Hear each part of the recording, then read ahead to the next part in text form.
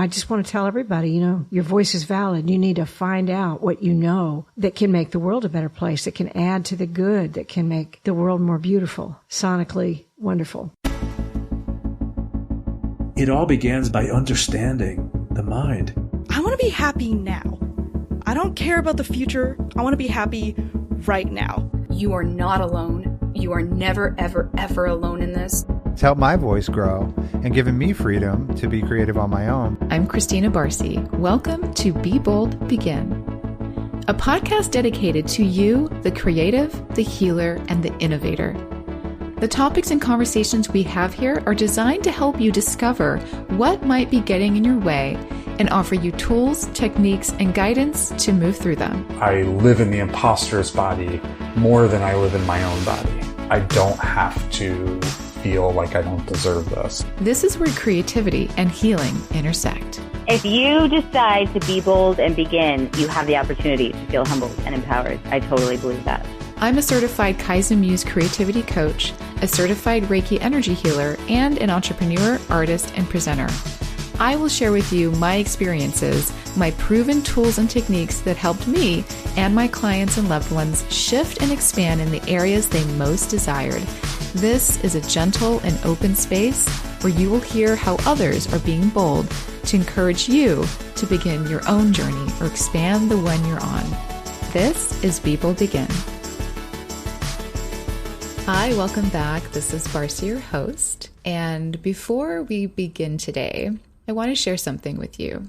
Recently, I started to notice a sort of theme in my life. I talk a lot about finding your purpose and being message driven. And most of you know I have a podcast production company that helps others find their message and bring it to life through podcasting.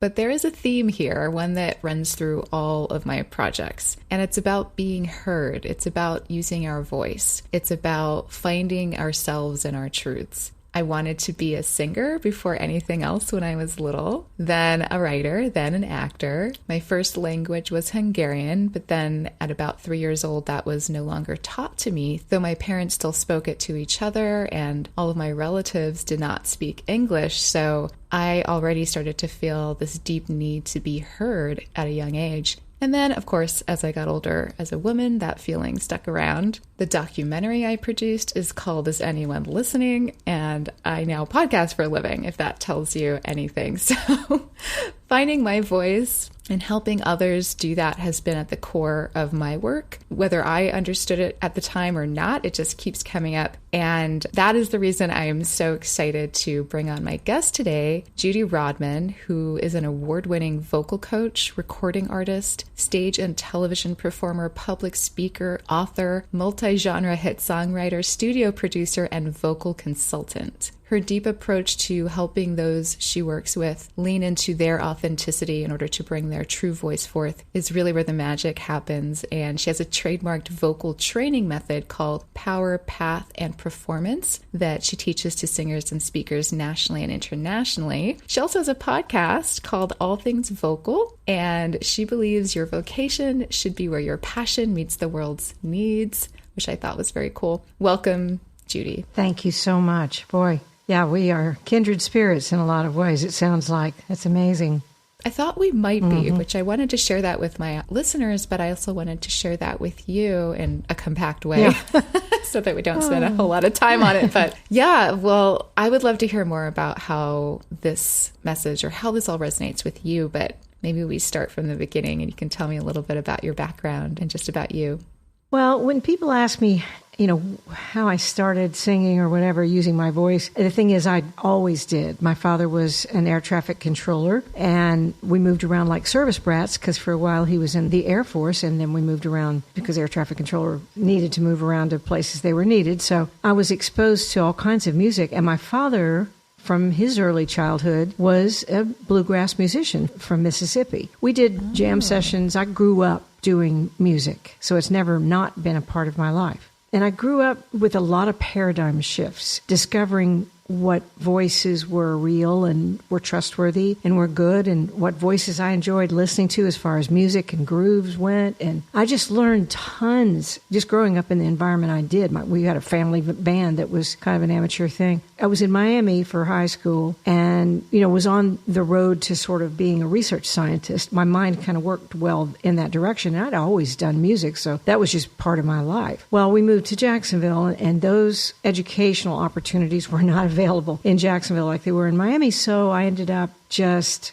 going into music. And in fact, when I was 17 years old, I did my first national jingle and realized that this thing I'd been doing all my life, I could make money in. So I became a jingle singer, and I really sold all kinds of products and all kinds of TV and radio shows, and also worked R&B records in Memphis. And long story short, I got sick. My voice was taken from me because when my son was born, I had some complications from Crohn's disease and was in the hospital 3 months, intensive care 7 weeks, and it took 2 years to get well. So everything stopped. Oh, my. And I lost my voice for the first, but not only, time. Through the years, I've lost my voice as a songwriter. I've lost my voice as an artist when those careers met dead ends. And I've had to get back to the place where I knew who I was and that I had a valid voice without any of the accoutrements of a vocal career. And then when my vocal career came back in droves, and I'm doing everything I used to do, mostly mentoring others, though, all of that magnified my voice and made my voice wiser. And so I can really, from experience, I'm not preaching, but from experience, tell people your voice is valid. And if you think nobody's listening, it's either you're speaking the right things at the wrong time, or maybe you should think about what you're saying and where that's useful to the world. That's where your passion meets the world's needs. So I'm all about the voice privately, the speaking voice and the singing voice, because it moves the human being and the world. And I'm also about it in an occupation way. In fact, most of my clients are professional singers or speakers, or who want to be that. And those things go together, and there's an authenticity when you put them together. So I just want to tell everybody, your voice is valid. You need to find out what you know that can make the world a better place, that can add to the good, that can make the world more beautiful, sonically wonderful. So I hope that makes sense. My rabbit trails are many that have woven my career together. All I can tell you is everything's come full circle now. Wow. It definitely makes sense. It definitely opens up the door to a whole lot of questions. But the first thing I thought of on the last thing that you said, I like how you phrased, find out what you know, because it suggests that we have what we need. And it's about discovering that and figuring out what that core really is and bringing that into light. And then how to connect it to the world, which is the timing piece maybe, or the alignment piece that you talk about with figuring out, how the world can collaborate with you, I'll say. I loved that. There's a story that you might be interested in that kind of juxtaposed to what we're talking about here, and it's Van Gogh. And if you think about Van Gogh, he never knew how valuable, how pricelessly valuable the work he was doing was. But he stayed true to his calling. And he had some mental illness that cost his life. But he stayed true to his calling, and his work is priceless. And what I tell everyone now, and Eva Cassidy is a singer that kind of happened with. She was just doing demos, she thought, and then she passed away early in her career and her life as a young woman of cancer. And then her songs made it to all kinds of movies. And she's just unbelievable how far those demos have gone. So what I want to tell people and try to get through to people, voices that I care about, that make the world a better place, if you really feel called, then the audience might not be there right now. But if you know in your deepest heart that what you're doing is good and the way you're doing it, it's well done, then just assume that it's priceless, whether it's in our lifetime or another lifetime. And what that does is it changes your reality. Because what do you do when you think you're doing something valid and something worthy? You do more of it, and you're happy about it, and you trust the process. And there's a piece that's way deeper than a Grammy Award. Yes, that's the key to happiness in a lot of ways, is really the trust piece. Right. Trusting yourself, trusting that truth, but discovering it first, like the awareness has to happen. And then, trusting that what we're doing, if it's true, if it's authentic, that it is worthy, it is valid. Because we are already, I do want to say this, we are already valid just by being. Breathing. So breathing, existing. We wouldn't tell our pets that they're not valid, Right. Like they're not creating, masterpiece art per se. Right. Maybe some of yours are, but my cat is not. And I think he's very valid and worthy. Why are we different? Why would we think that we're different than that? So it's kind of an interesting thing when you flip the perspective on how we acknowledge the rest of the world, not to go too deep, too fast, but it's true. We regard all these beautiful things around us and they are serving their purpose by simply existing. And we get to interact with that. Yes. In whatever way that comes natural. And I think people are the same. And the more we trust that and trust ourselves, the more we can have those natural interactions. Right. Yeah, and one of the problems in the world is it's a world of a lot of dysfunction and dysfunctional families. And we get the messages that we're not valid and our voices are not valid. And so I think when it comes, like, I've lived a long life already and I'm planning on living a lot longer, but, I've learned some things. And when you can't trust your own journey, if you get with a mentor, or even if you don't know them personally, if you've listened to their podcast, like people may be listening to yours, on this show, the thing is that you can trust other people who you find authentic. You can trust what they're saying. And if we say, I hit the bottom, I stood up and I decided it was do or die, so I decided to do, and actually it worked. And you can too. You never want to trust a person without a limp, they say, So if you live any life much at all, even at teenagers these days, you're going to have some kind of limp. Well, you've learned some things. So when people are feeling not valid, they tend to act out of fear. And so voices matter. Voices matter. What we say, what we intimate to someone, how valuable we act like they are even, can absolutely change a whole trajectory, can keep people from becoming, fundamentalist and kind of messed up in the head with some brainwashing. You can protect them from that because you somehow communicate to them that they're valid. So everybody's got their own messages, and I know you are too, Barcy, all about messages and how to deliver them. First of all, what messages to deliver and how to discern what messages not to deliver. And then when you do deliver it, how do you do that and what makes it successful? That's a very interesting journey. That's an interesting question. I want to get into that part that you just said, but it also brought up something you said earlier in the beginning of your story when I asked you about your background. You said you figured out which voices to trust and which not to trust. Do you mind sharing a little more about what that means to you? Well, I've made religious changes and paradigm shifts in that. I've made cultural inclusiveness changes and paradigm shifts about that. And the older I get, the more I realize that there's truth where goodness is. And sometimes it gets covered up with some extra stuff that doesn't belong there. And so to trust the way of love, and that makes sense to me. And also to realize, and I tell you, the older I get, the more I realize what I don't know, and that's actually okay. When we're younger, we tend to think we've got to know it all because otherwise somebody will kill us. I mean, it's just that visceral. But then you have to get kind of comfortable with the mysterious. And what is more mysterious than the voice and its impact and music and speeches, which is a musical way of using the voice too. So yes, there are notes and all of that. That's so interesting. And right when you were saying, you feel like someone will kill you if you don't know everything. And right before you said that, I was like, you feel unprotected was a thought I had. Yes. And that thought hadn't formalized in my mind before, hearkening back on the needing to know part. And there's people in my life who still feel, they're definitely past teenagehood, but still feel like they need to know it all. And it really does come back to what you said earlier too about the fear. It does. And we can get stuck in the fear. There's no structure to what's going on now. It's like a wild, wild west everywhere. And there needs to be some things that you can hold on to that are true. Authentic people who are transparent, even if they disagree with you. You accept that. You can have a discussion, and that's fine. But somebody told me, a wise woman one time told me, when you have to make a decision, make it out of love, not fear.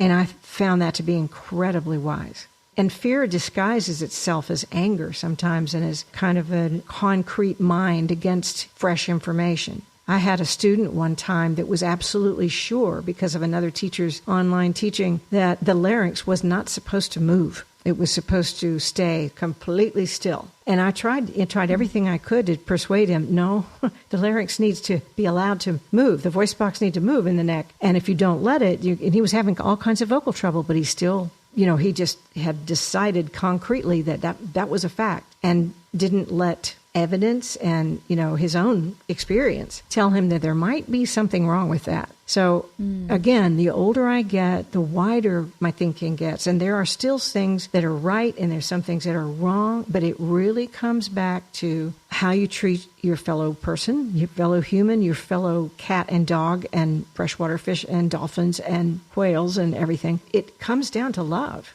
and messages. You can decide, is this message about love?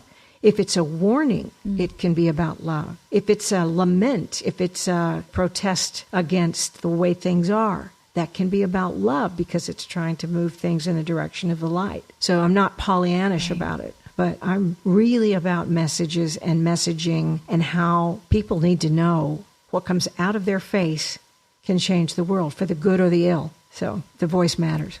I really believe that too. Thank you for saying that so effectively and holistically. It includes a lot. And if we did want to be not simplistic, but for the sake of simplicity, it can be that simple of fear versus love, meaning we can always ask ourselves that in any moment. I like the decision-making part too. And I think about that when I go into a new business partnership or a new collaboration or things like I try to pause now. I didn't always do this because I didn't know how. Yeah. But it can be that simple. Like, how can I approach this in a loving way that is, meant to benefit us all, not just me or my business or my future. Right. And it just feels better, first of all. And I think it yields better results. It does. And that goes even to something like, should I do this gig when my throat hurts? Well, if you're afraid that you'll never get a gig again, then you might go do it and then lose your voice for a while, maybe blow it out permanently. Who knows? I've blown my voice out for 3 weeks singing a jingle that I had no business singing, but it was a national spot, and the thing is, that's fear. Do I take this record deal? Do I take this publishing deal? Do I agree to go to this party? I mean, all those kinds of decisions in the course of our doing business as career vocalists, that can come down to fear and love too. Yeah. And you love yourself. 100%. You've got to take care of yourself so you can take care of other people. And if you lose your voice, your message is gone. Oof. Well said. And that's very true. That's very on the note of self-kindness too. We've got to love ourselves and self-love. How can we treat ourselves as lovingly as we would like to treat others? And it's true. If you can't keep showing up, the message gets diluted or it disappears. Yep. Yeah. So you mentioned that you lost your voice for 3 weeks, but you also mentioned a much bigger period of time where you were put out for a couple of years. What was that like for you? I can't imagine that was easy. No. And at that point, in those places in my life, and it's happened several times, the biggest was that when I lost 1.5 octaves of my voice in the hospital from an endotracheal tube. And what does that mean exactly, so that those of us who don't really understand octaves, like how do you lose 1.5 octaves? Can you quantify that in a way that we would understand? 1, 2, 3, 4, 5, 6, 7, 8. That's an octave. And then I go 1, 2, 3, 4, 5, 6, 7, 8. And on up there. And I've had about 3.5 octaves of notes that I could pick from. And that comes in very importantly when you have to do parts, say on jingles or background vocals on records and things like that. Because, I did something for Dan Arbuck, who was with Dan Arbuck anyway. He asked me and the girl I was singing with just a couple of years ago to sing a high D above high C. Well, that's like only dogs hear that, And I did it. I couldn't believe it, And I've got more range than I've ever had now. And so that'll tell you, I got my voice back and then some because of vocal coaching. I had 1 year of vocal coaching in college because my major was actually piano. But I memorized a little bit of the Italian art songs, that book. And I used that to get my head voice going again. And that got my voice more flexible, that my chords And they healed. Anyway, long story short, about 4 years after I went into the hospital, I think it was 2 years later we moved to Nashville. And 2 years or 4 years later, I forget which, I had a #1 record. And I won the Academy of Country Music New Female Vocalist of the Year. And I was like in People magazine, and I was on The Tonight Show, and all this kind of stuff. Well, then the label folded after 3 years, and all of a sudden, I was again at the brick wall and cried and cried and cried for 3 weeks. I don't even remember the days. And I had a son. You know, my son I had to take care of. I have a family to take care of. The thing is, every brick wall that I've come up against, you really have to say to yourself, okay, am I going to stop and die, or am I just going to go on somehow? I just, for some reason, the strength in me that was put in there by my mother and my father or something, and with the help of God, you know, I mean, I looked for the window of opportunity. And I didn't know how much I had learned about songwriting and then I had a song, One Way Ticket, Because I Can, cut by Leanne Rimes, and it went to #1 and got me what they call a BMI Millionaire Award. And it was a huge hit. And then, you know, some years later, my songs weren't getting cut anymore, so I got dropped from the songwriting thing, again, the brick wall. And then a friend of mine who was on tour with Leonard Skinner named Carol Chase was having trouble, and she had worked with me in the studio, so she knew what I could do. She knew stuff that I didn't know I could do, meaning diagnose a vocal thing and tell somebody how to do it differently. I always did that because I was leading groups and stuff, but you know, you don't know how much you're learning. And I was able to tell her how to hit that note easy, the high note she was having trouble with. And then I thought, well, I wonder if I could do some vocal coaching. And that was some 20-odd years ago. And I found that I was really good at diagnosing issues because of the damage I had. So see, the other thing about it is you can trust your journey, and you're going to use all of it. You're going to use all of it that you think is just superfluous knowledge you'll never need. You know that math that you learned in school? You know, there's sometimes not a calculator available. But every single thing that you learn, you're going to use in your life. That's confident building, the experience, because I feel like a lot of us, especially as artists, we're constantly having to be in a process, but life is a process. Right. So how do we fall in love with that? And it's the journey, not the destination. It really is. Yeah. And we say that and people hear that, but what does it mean? It means trusting yourselves, trusting the journey, you know, finding. Here's what it means. Yeah. The most important times in my life were not the ones where I was up in lights and everything was going right. There were the brick walls. They taught me who I was securely, you know, so that when accoutrements of success were not there, I was still okay. I learned, I definitely didn't know it then, but learned to trust in my own validity without anybody else knowing it but me and God. You know, it's at the holes, that's at the dormant season that you're really growing. And the thing is that everything that we do in our journeys, the things that we do, they are vehicles for what we're really here for, which is being an entity that makes the world better, where at the end of your life you can look back and go, yeah, I've got this song called Passing By, leaving somebody better off for our passing by during their journey, however long we stay there. That's what it's about. That's what the prosperous journey is about. Now, I want everybody to be able to eat and eat well. You know, don't get me wrong. And we need to be wise so that we're not desperate. I want to be the one that has the food for other people rather than the person that's having to beg for food. So, you know, our prosperity, if you can think of it not self-centeredly, but realize that if you succeed with what you're doing financially, career-wise, then you've got the means to help somebody else along the way. But that's what it's about. And then when stuff does hit the fan and things are not working, you realize that's just, if not more, valuable a time in your life than when everything is good. My son has recently had to make a decision about 2 different companies he was working for. And he's been talking to my husband. And my husband said the wisest thing to him. He said, Peter, the process of making the decision is more important than the decision itself. Is that not cool? Ooh, I'd like I got check chills mark with on that one. Yeah. That's a really good illustration of what you're talking about, of the process and the stuff we learn when we think that we want it to go faster. Like, let's get rid of this part of life because this sucks. Yeah. But it's like, the reality is that you're right. That's the juicy stuff. That's when we find out what we're made of. That's when we make discoveries. That's when we can leverage more when we get to the next chapter. Yeah, it's powerful being in those moments. It can make you go down another path that you never would go down if you could still stay in that easy, safe one that you know. The unknown path is where the riches are. And if you won't go down it unless you hit the brick wall to knock you off your easy seat, to mix my metaphors here, something to knock you off the easy seat, the easy path, where you can't keep going down that road that you know really well, yeah, that's the only reason you'll turn. And my goodness, every turn I've made has been awesome when I look back. And so you can't see it forward. You can only see it when you look behind. But I'll tell you, just, from my own journey and other people's that I know, you can trust the process. You can use everything in your life for the good.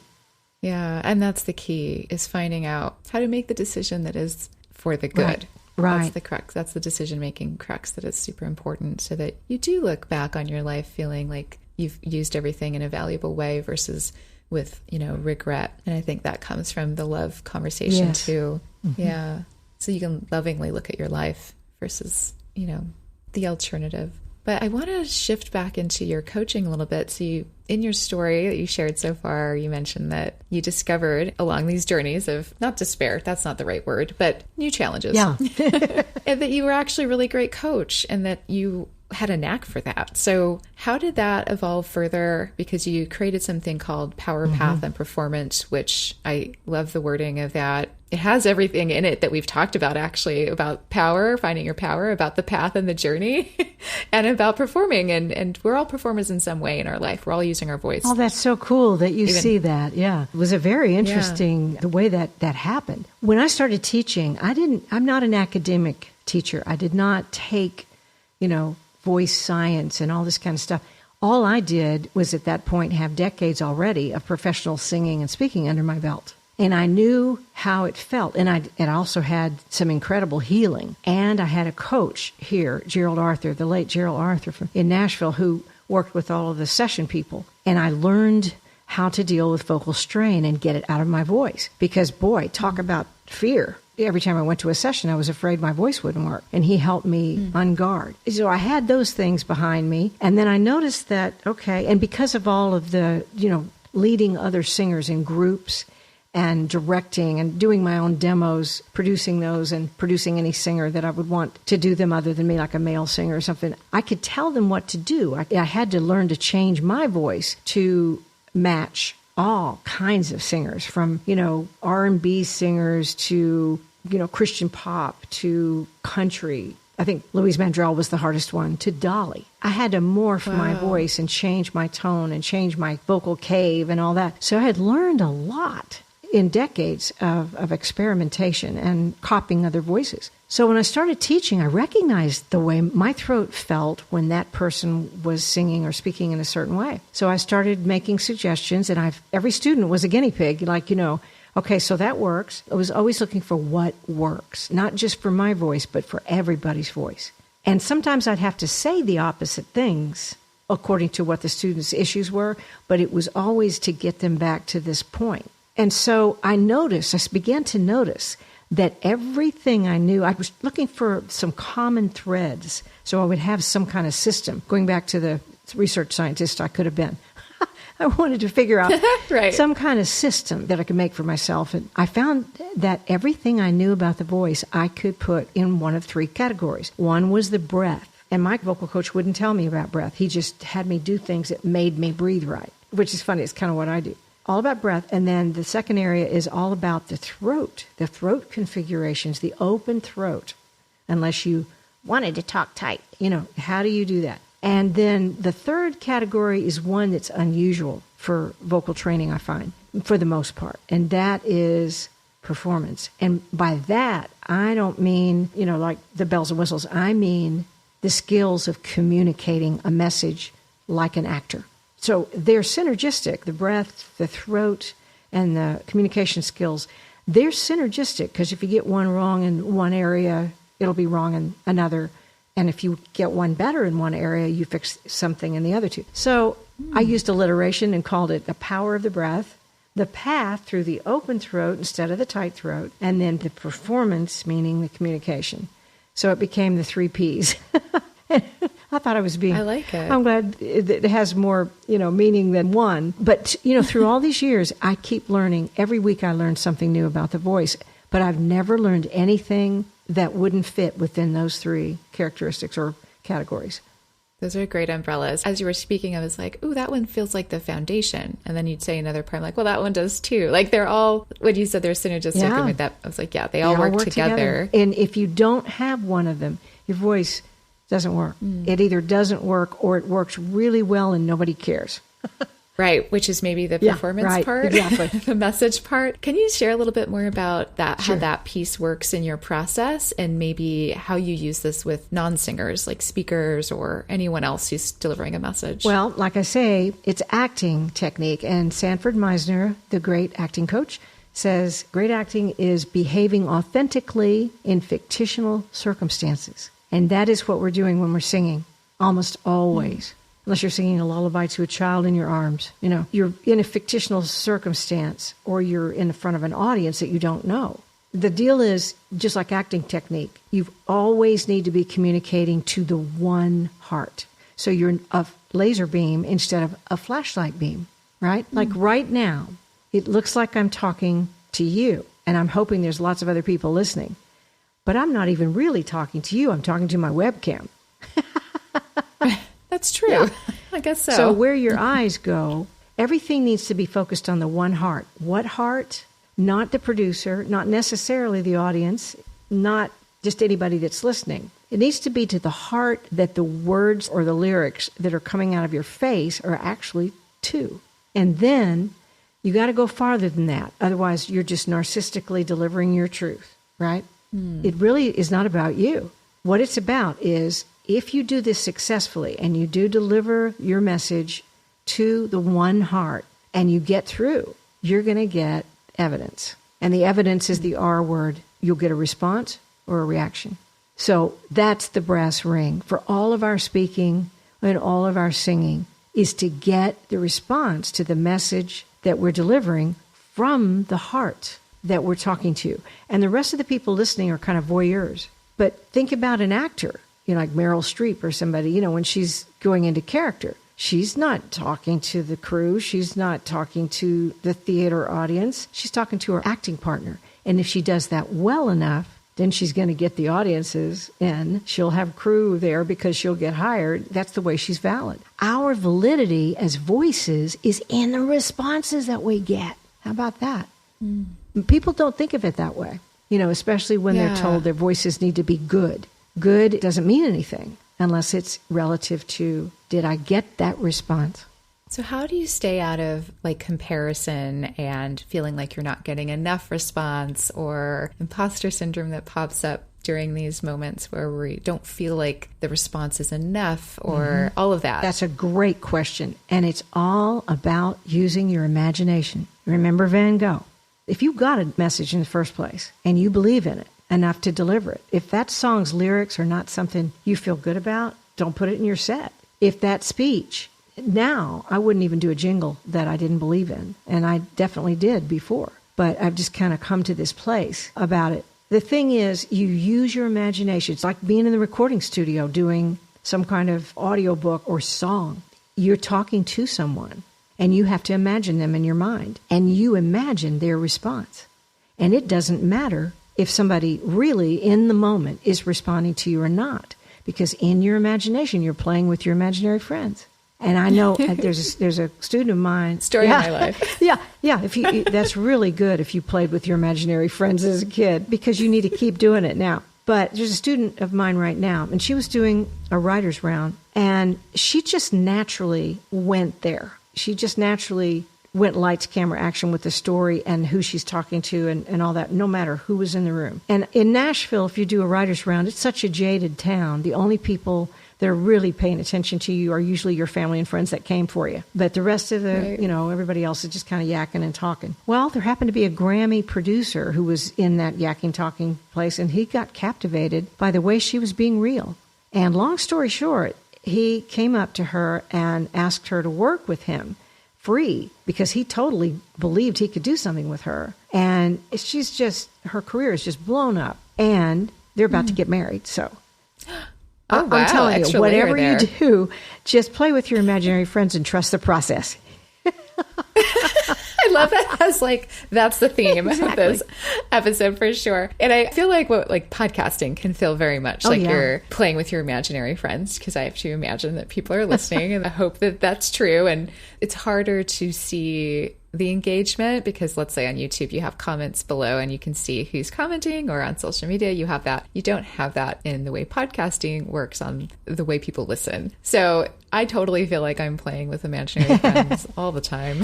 Another thing about it is there's no substitute for experience, too. So people need to get out there in front of real people and always treat the venue of people or whatever room you're in, if it's a small room or it's a big one, like one. And then you're not going to be nearly as nervous either, because your lizard brain, your automatic nervous system, knows how to do that, how to have that conversation with one. If it's a million, or it feels like it's a million, even if it's 4, then it's going to get nervous. But just keep talking to the one heart. But join things like Toastmasters. And of course, with the pandemic, this has all been difficult. But now, the more people we can get in front of, even if it's a Zoom room or whatever, and we have those one-on-ones where we can see each other, like you and I can on Riverside, the better. Then you can take that experience into your imaginary room when you're not actually looking at someone. But there's no substitute for actually delivering messages to real people that are in front of you. And I think that's really impactful with the authenticity piece as well, because if we imagine the one person, or even if we choose one person in an audience to speak to, I was an actor for a while as well, and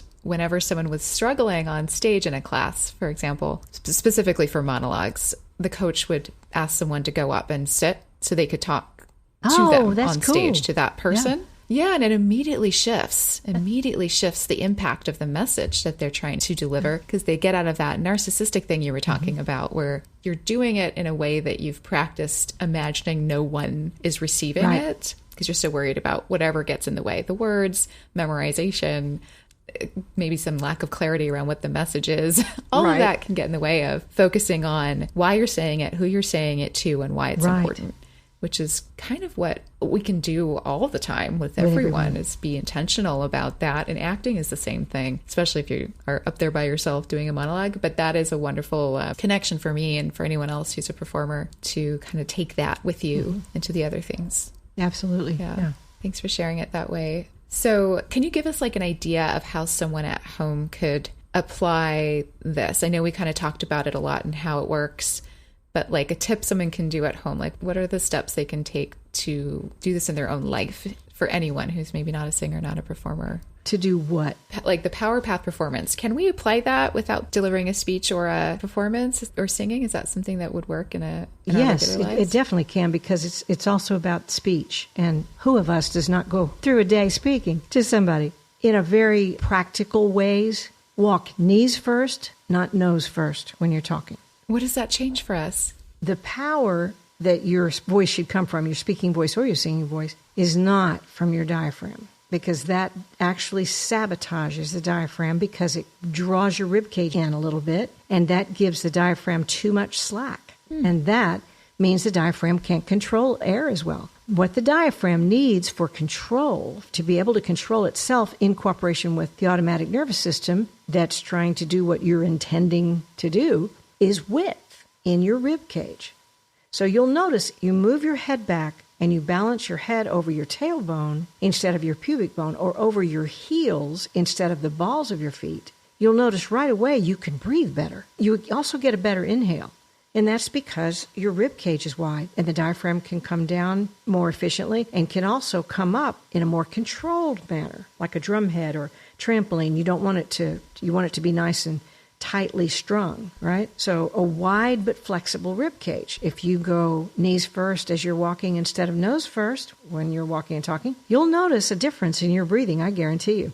And if you're sitting like we are, I've got a cockpit desk here, and my chair here can pull in to the desk so that I can move this mic back a little bit. And my head is over my tailbone instead of the pubic bone, and my rib cage is wide in the front. This also is psychological, like it says, come to me, let me give you this. Let me give you this message. The power of the magnet is what I call it, instead of the blowhard, is much more effective. So that's a breath thing right away. It's where your head is literally in space.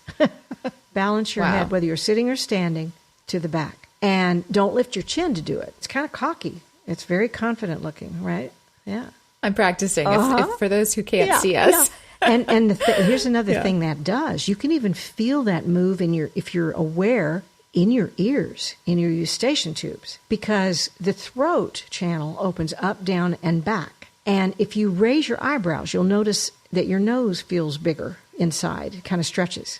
Well, people that talk without eyes, in the first place, it's hard to trust them because it seems like they're hiding something. And even on the phone, you can hear me now. My eyes are not moving. 1, 2, 3, 4, 5, 6, 7, 8. Now I'm going to start moving them. And that's the only thing I'm going to do different. And you heard my voice change, right? Eye language. Whether you're on the phone or, wherever, use eye language. And then the jaw. Okay, when you are not sure that if what you're saying is valid or being listened to, you won't move your mouth very much, and your articulation will be muddy like that, and your tone is going to be really yucky like that, But if you move your jaw and you give your voice access to that too, you can hear the difference in my voice. Well, not only does my voice sound better, it feels better because it's not tight.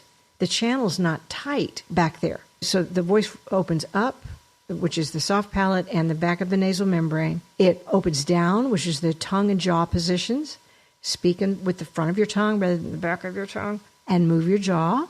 And back. When the neck vertebra moves back ever so slightly, you can feel it in your eustachian tubes. The postnasal drip zone is going to expand just a little bit. So you see posture, and this is the posture of confidence. If you're not confident, act as if you are. That is going to give you better breath. That's going to give you more resonation because the vibration from your larynx can reach alternate resonation zones in your head, right? And then your voice feels so good, you can just focus on what the heck message you're delivering and then do that really clearly. And so, anytime you say anything to anybody, that's the way to make it effective. The only time you shouldn't do that is if you got in trouble and you really are not valid. You better just be quiet for a minute. Okay. That is great. That's something that everyone can do all day at any time. So I appreciate that. It's better for health, so but much. I'll tell you another thing. It's also more, it costs you more muscle-wise, so it can make you hungry to do that because you're using the bigger muscles, but your voice never feels anything. Your voice feels great. The rest of you needs to go get lunch or something. Oh my God, it makes you hungry. That's so interesting. It really does. That's why I'm always so hungry after podcasting. Exactly. Because you've got a great voice and you're using it right. You've learned to do things that you didn't even know you were doing. I bet you recognize some of this stuff just listening to it. Well, I should have asked you that. Do I sound like I'm using my voice correctly? Has it changed throughout? I know I got choked up at one point because I wasn't swallowing, but overall? Yeah. And all you have to do to prove it to yourself is use a poker face and don't move your jaw and move your head forward just a little bit like you're tired and count to 10 or say your ABCs or something and then move back. I already feel the tension in my throat. I already feel my voice drop into my frogginess throat. And I'm sure the coolest thing is that if it feels better, it sounds better. That's a pretty good juxtaposition right there. Yeah. And the same thing, right? Going back to metaphors of life, I feel like that's everything. If you feel really good, if you feel good and there isn't like things coming up that you're like, oh, this doesn't feel so great, I don't know why, then you're probably on the right path, whatever that is. I love how this just weaves in and out practically, but also great for application to bigger picture things here. So I have to say, when I am speaking correctly, it feels better. So it feels like I'm healing my experience. I don't know how to explain that any differently. The vibrations are bigger.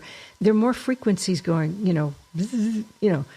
it's creating endorphins. I mean, that's why we sing. Do you know when you moan, you're moaning in pain, you're actually creating endorphins to deal with some of the pain? Oh, yeah. I didn't know that. Yeah, vibrations are amazing. Yeah.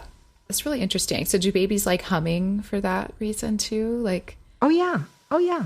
It feels good. yeah, interesting. I also, on the note of healing, like I would gift myself singing lessons occasionally just for myself, for my own, what felt like my own healing. It's like part of my healing process, but it always brings up lots of stuff because I'm using parts of my body that I don't normally access. And it's always surprising to me because it's always a little bit new, whatever comes up. Can you help us understand why that's happening and maybe some experiences around your That's a great experience with that? question.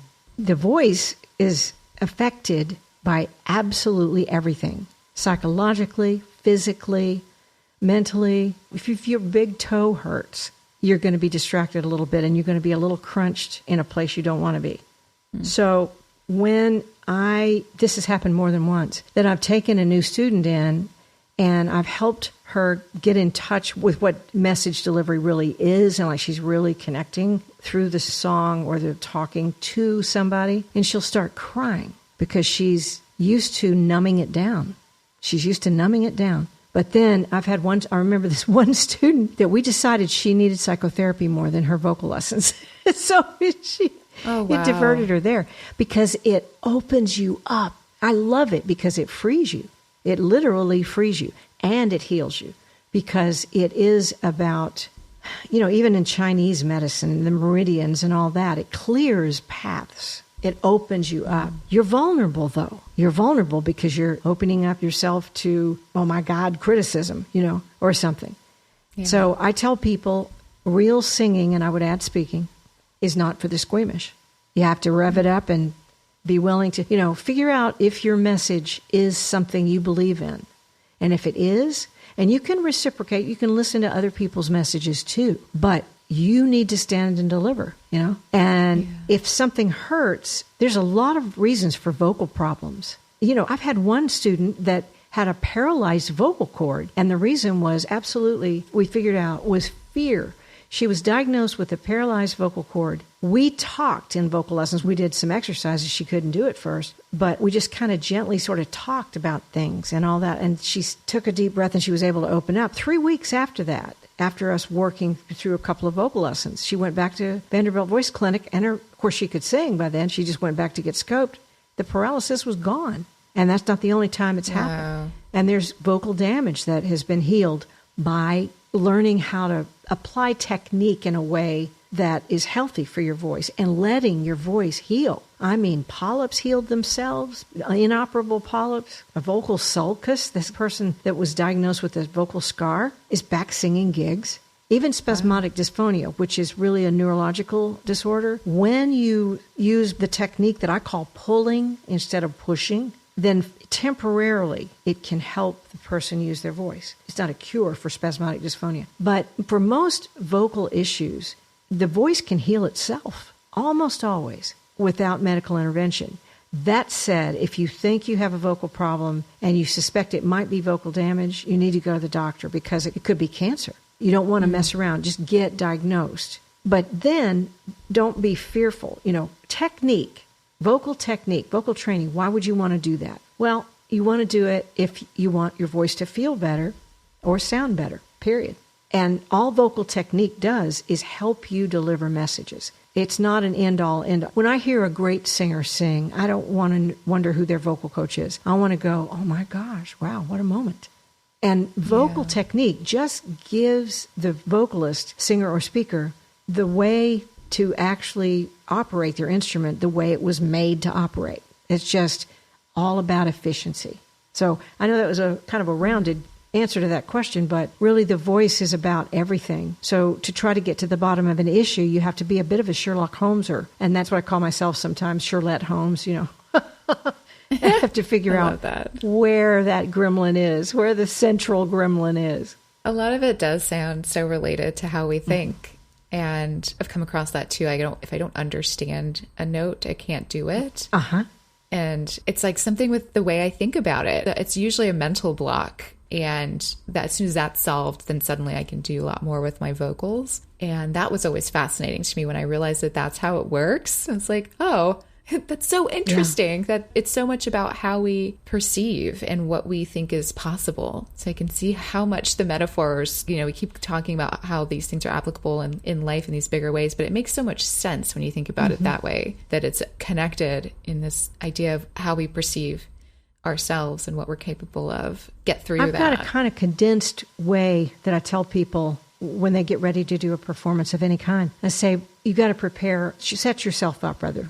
I use the word set yourself up physically and psychologically. So if you're in the studio, move your feet in to the mic so that the mic's coming to you and your head's over your butt, and you don't have to think about it. If you're speaking, knees first, not nose first. If you're sitting, back. Set yourself up physically and then set yourself up psychologically.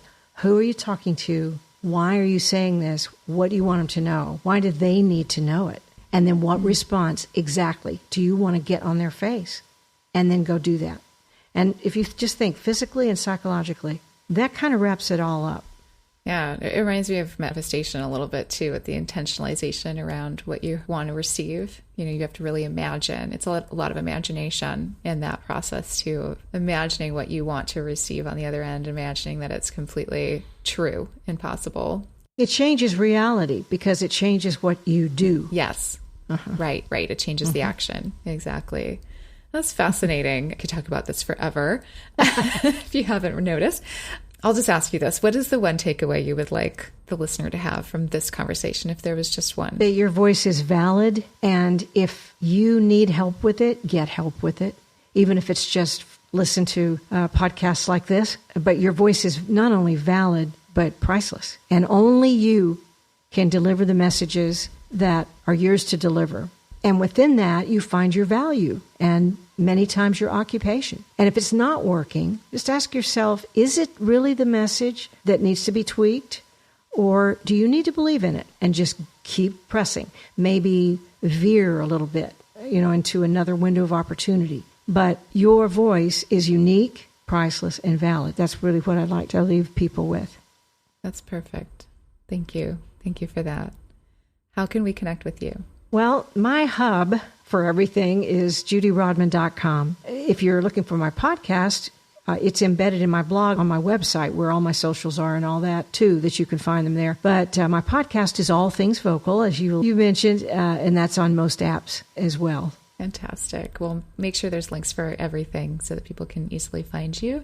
And I just want to say once again, thank you so much for everything you shared. Oh, this has been a blast. And being you're wonderful. Thank you so much for inviting me on. Thank you. Thank you for listening to People Begin. We hope that these episodes are helping inspire and empower you to take your next steps towards whatever you're thinking of creating. And if starting a podcast is what you're thinking of creating, then I would love to have you in my brand new private Facebook group, Unleash Your Podcast Niche, a podcast learning community for the aspiring podcaster who cares about creating an authentic message and making an impact with podcasting. Join us for live opportunities with me and meet other creatives like you who are at the same stage. There's a link in the show notes to join us. Happy creating.